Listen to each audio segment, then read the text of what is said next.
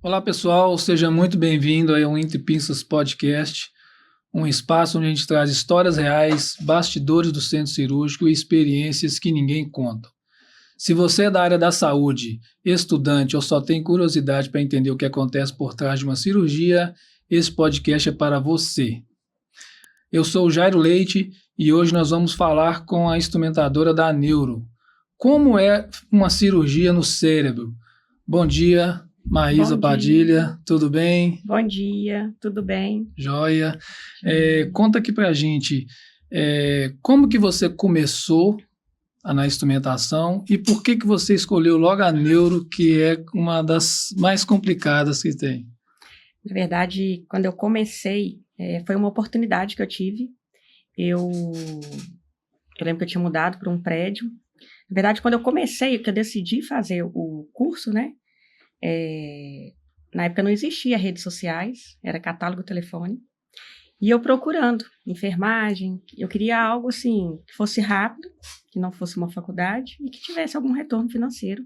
Eu trabalhava em uma loja na época e eu precisava sair dessa loja.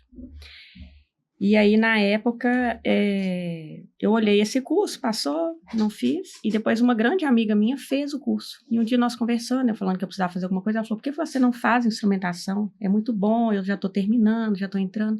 Falei, vou olhar, engraçado, que eu olhei esse curso e não dei andamento, né? E aí, eu comecei a fazer. E aí, né, coincidiu que quando eu estava fazendo estágio, eu mudei para um prédio, mudamos de casa, na época eu morava com a minha mãe, e a vizinha era uma instrumentadora, ainda é instrumentadora da URO, e minha mãe comentou com ela, e ela falou assim, olha, tem uma pessoa lá no hospital que está precisando, se ela quiser, e minha mãe falou, não, ela quer, minha mãe já respondeu para mim que eu queria. E aí, quando eu fazia o estágio, eu vi poucas neuro, e aí quando eu cheguei lá, na época ela me levou, e foi assim que a neuro entrou. Era uma pessoa da neuro que estava precisando, e eu não tinha experiência, essa pessoa falou assim, não precisa ter experiência, eu posso treinar. E aí eu entrei Aí nessa... começou. E como que foi sua primeira vez dentro do centro cirúrgico? Tem alguma situação marcante assim no começo? Ó, a primeira cirurgia mesmo eu não entrei. Eu lembro que foi nesse dia que essa pessoa me levou até o hospital, ela foi bem assim legal comigo, e a pessoa falou assim, ó, cirurgia hoje você vai só observar, para você ver como que funciona, porque até então meu estágio foi todo em cirurgia geral. E aí eu lembro que eu fiquei em pé num canto, só olhando, parecia um poste. E eu lembro que na época o médico falou assim, olha, o cirurgião principal da cirurgia, você pode sentar também, tá? E eu lembro que foi uma resposta muito assim de Deus na época, porque eu falei com ele assim, não, doutor, eu não vou sentar. Porque se eu tivesse na cirurgia, eu teria que estar em pé. Então, vai começar por aí, porque se eu não conseguir, não tem como eu aceitar essa oportunidade que vocês estão me dando. E depois ele chegou para mim e falou assim, olha, aquela resposta que você deu foi, assim, sensacional. Porque eu já tive uma visão diferente, sabe? E foi literalmente a cirurgia, era um tumor cerebral, e eu só fiquei em pé. Eu fiquei de 7 da manhã, eu cheguei no hospital, era 6 horas da manhã, e saí de lá já era quase 6, 18 horas. Então, foi a primeira cirurgia que eu vi de uma cirurgia de neuro. E quando você fala para o seu avô, para algum parente ou para algum amigo que você instrumenta para Neuro, o que que eles acham que você faz? Não, todo mundo na hora fala assim, você é médica? Eu falo, não. Você é enfermeira? Não, sou instrumentadora cirúrgica.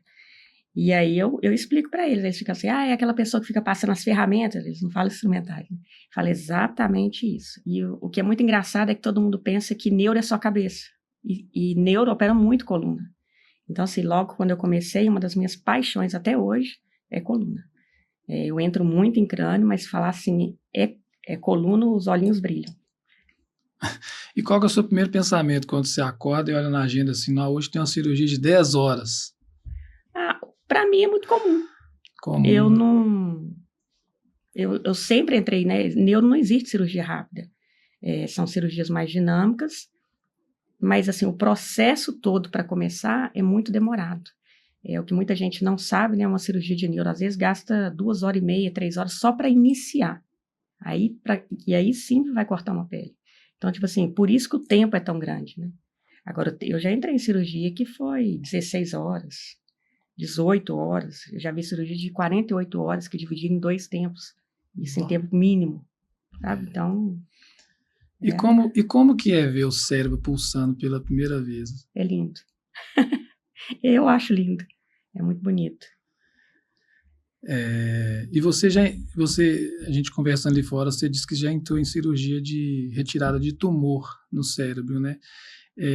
O paciente fica acordado, né? Nem sempre. Nem sempre. Cirurgias de paciente acordado geralmente são alguns pontos específicos, assim, de conduta médica mesmo, né? Não é muito comum, mas geralmente acontece em pacientes mais jovens que esse tumor está pegando a parte motora. Então, o médico precisa de ver os movimentos dele. Ele é anestesiado numa cirurgia geral. Depois que a parte que dói é a parte do couro cabeludo, parte do osso, que faz barulho demais para furar, fazer trepanação. Então, depois dessa parte, a hora que já cortou a dura mater, aí sim o anestesista vem, acorde, o paciente é informado, e aí vem o neurofisiologista, e ele vai acompanhando e vendo os movimentos mesmo, né? Eles estimulam, tanto é que você deixa um soro gelado, o paciente pode convulsionar durante esse processo, e o soro gelado, ele para essa convulsão. Para mim, é uma das cirurgias mais bonitas que tem. Assim, é bonito Explica de só ver. O que é trepanação. Trepanação é o furo. O furo. Então, isso que eu ia te perguntar. Como que o médico faz para testar as áreas de fala e coordenação, né? Existe um estimulador e esse neurofisiologista, o médico vai colocando pontos, eles chamam de mapeamento. Então, às vezes, a gente corta letrinhas de fios bem pequenininhas, que M, motora, perna, boca, mão esquerda, lado direito, lado esquerdo, vai fazendo esse mapeamento todinho. E no exame, às vezes ele fala assim, ele vai mostrando várias figuras bem simples, assim, caneta, bola, lápis, e aí no momento que está nessa parte, vamos supor, da fala, aí fala bola, aí o paciente dá uma rateada, ele não consegue falar, aí ele sabe que ali ele não pode mexer, porque aí ele está encostando, então ele tira o máximo que ele pode, preservando aquela área. Legal. Você já falou que cirurgias de crânio e de coluna demoram bastante, né? Como que você faz, assim? Como que você faz com o físico, com o mental? Como que o corpo aguenta? E como faz com o banheiro? Como é que é? Então, quando a gente começa, né, no início eu passava muito mal de glicose baixa demais. Só que com o tempo parece que o próprio organismo da gente, a gente vai se moldando, né? O ser humano é muito engraçado que ele acostuma muito com as coisas. E na parte de instrumentação eu vejo isso também. Vai no banheiro antes, eu tenho uma mania assim, eu não consigo escovar sem antes fazer xixi. Eu falo assim, é uma gota, mas para mim vai fazer muita diferença na minha bexiga. E você acostuma. Tem hora que dá fome, hoje eu já não tenho mais aquele físico todo que eu conseguia comportar. Antes eu ficava 20 horas em pé e estava tudo normal. A idade chega uma hora, ela pesa para todo mundo, e hoje eu vejo assim, tem uma cirurgia o dia todo, entra uma urgência. Eu já não consigo mais. E para a gente ter um serviço de qualidade, eu acho que isso também conta. Você tem que pensar muito no paciente, você tem que pensar muito em você, mas é uma coisa que você vai acostumando. Seu corpo é sensacional, assim. Parece que ele já projeta, ele chega ali, ele liga um botãozinho, tipo assim, acabou. A partir de agora é assim. E o centro cirúrgico, ele é um ambiente de muita pressão, né? Quando algo dá errado, como um sangramento, né, inesperado, como que é a reação assim, da equipe, né? O clima fica tenso? Então, eu já entrei em diversas situações assim.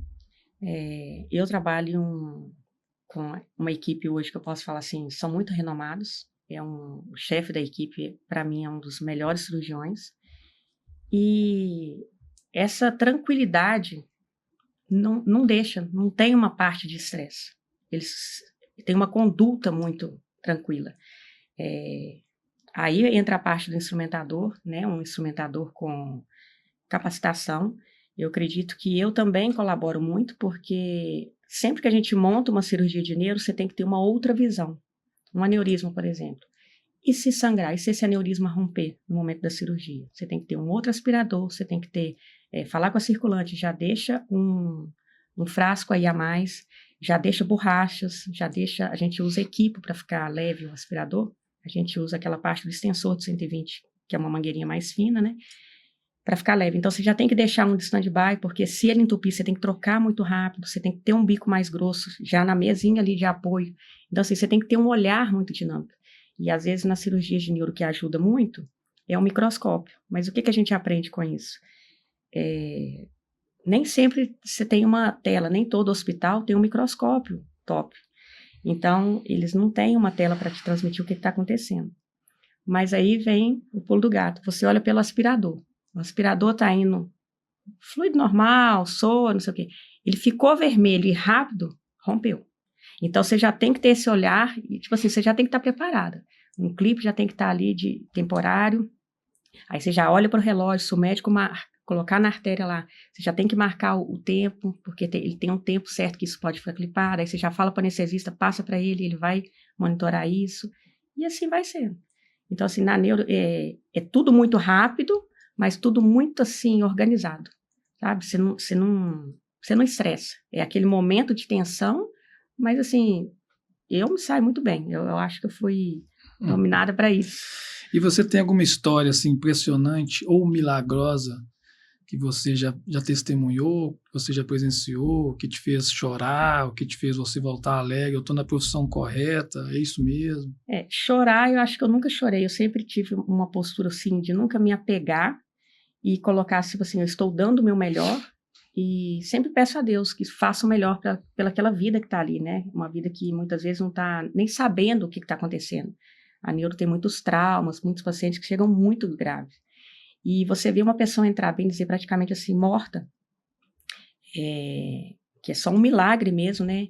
E depois você vê ela voltando. Existe uma cirurgia, que inclusive a minha mãe fez essa cirurgia, que é uma cirurgia que eles chamam de craniotomia descompressiva. É quando o cérebro incha demais, tem um hematoma, tem um sangramento lá, e o cérebro incha muito. Então, o que eles precisam fazer? Precisa dar espaço para que esse cérebro se recomponha. Eles drenam o hematoma e deixam sem osso, e fecha.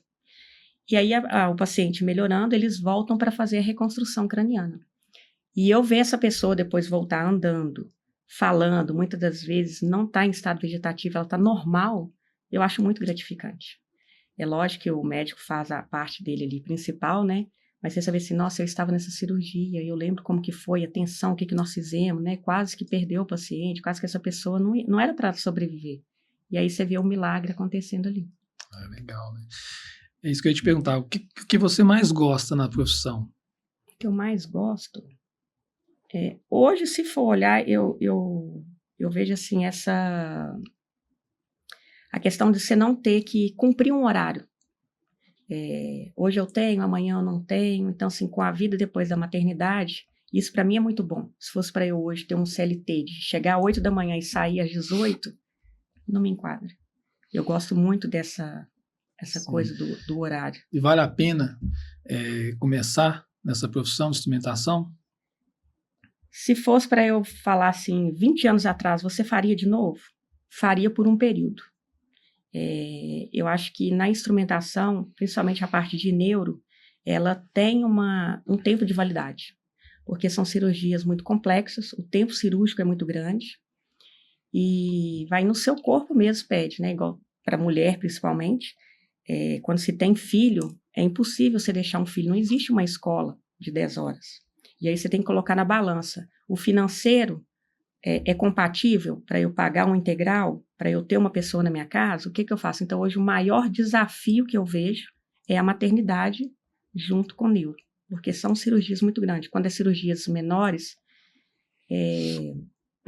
você tem esse tempo, né? Você pode colocar assim, mas não tem como você falar assim, eu tenho hora para sair, mas eu não sei que hora que eu vou.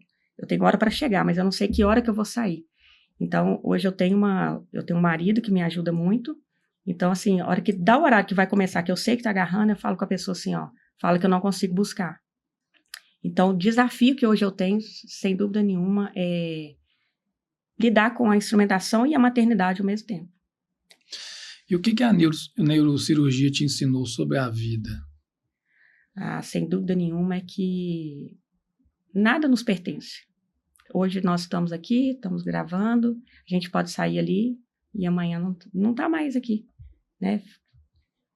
É um fio. E depois de tudo que você já viveu dentro do centro cirúrgico, por que você ainda escolhe essa profissão todos os dias? Hoje, depois de todos esses anos, né? Tenho 23 anos que eu estou na área, sem dúvida nenhuma, eu domino muito bem. Então, para mim, é muito cômodo. Eu chego, independente da cirurgia que foi, eu sei o que eu posso fazer, não tem isso, eu sei pegar. Então, assim, é fácil. Então, assim, o que me segura hoje é o tempo de profissão, o relacionamento que a gente cria, o vínculo no hospital, com a equipe. A gente se torna amigos, né? São pessoas que eu tenho um carinho muito além de um profissional. Então, eu permaneço nesse período. E o que você diria para quem está estudando hoje instrumentação cirúrgica que quer seguir esse caminho da neuro? Eu diria que vale a pena, que você tem que ter um comprometimento assim muito além, se você quer realmente crescer, se você quer se destacar de alguma forma. Eu acho que é o comprometimento, se doar mesmo durante um certo período.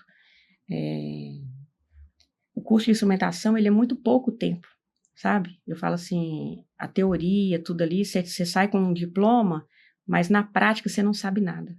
Então, os primeiros 2 anos, 3 anos da sua vida, vai ser se dedicando assim, para depois você vir ter um retorno, seja financeiro, seja de reconhecimento, mas antes disso, é muito difícil. E eu diria para essa pessoa para não ter só instrumentação, para ela estudar, para ela fazer uma outra coisa, ela ter um segundo plano, sabe? Porque o mercado ele é muito altos e baixos. Tem pessoas tem equipes que valorizam muito, tem empresas que valorizam muito. E tem empresas que não valorizam, tem médico que não faz diferença. Então você tem que se posicionar e se valorizar. Eu diria que valorização. É ter experiência para se autovalorizar.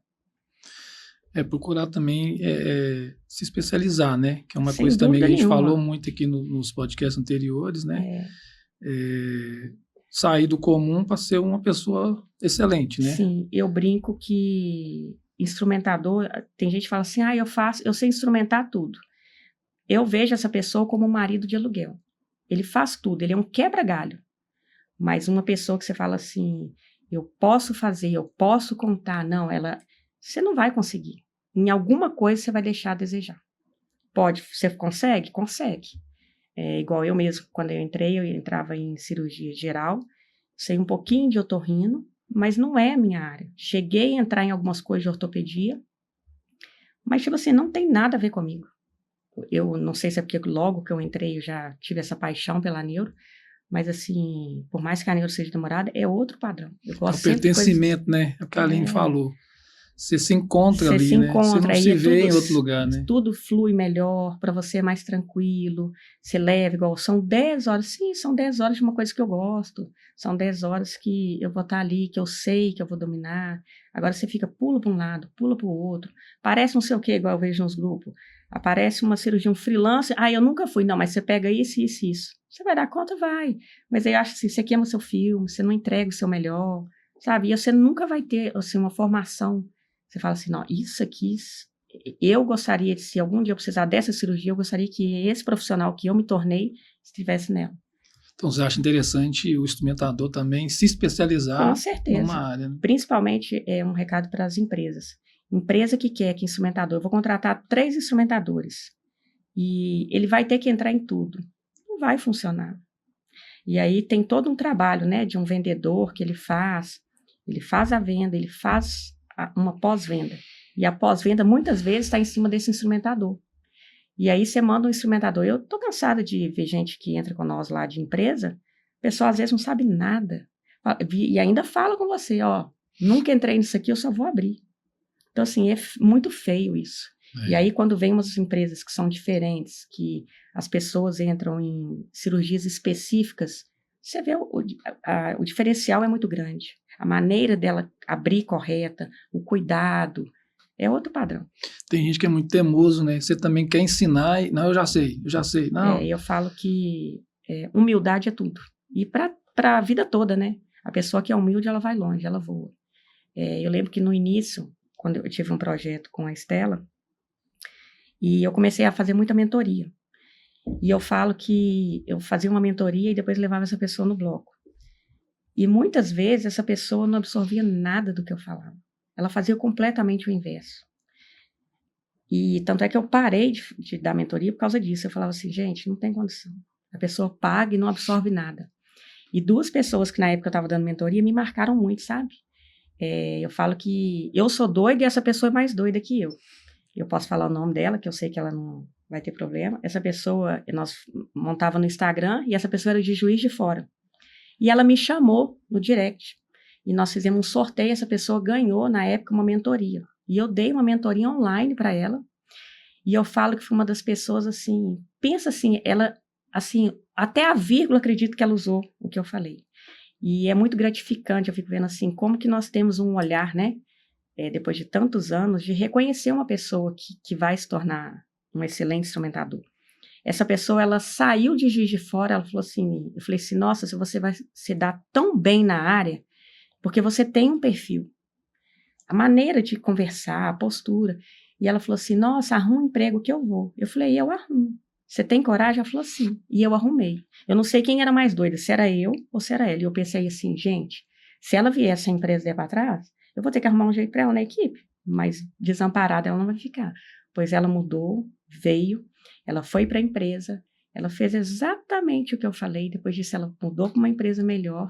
E hoje, graças a Deus, ela está numa equipe médica, uma equipe muito boa, de médicos, assim, nomeados. E o dia que ela me contou, eu falei assim, que orgulho de você. E ela ainda faz uma faculdade, sabe?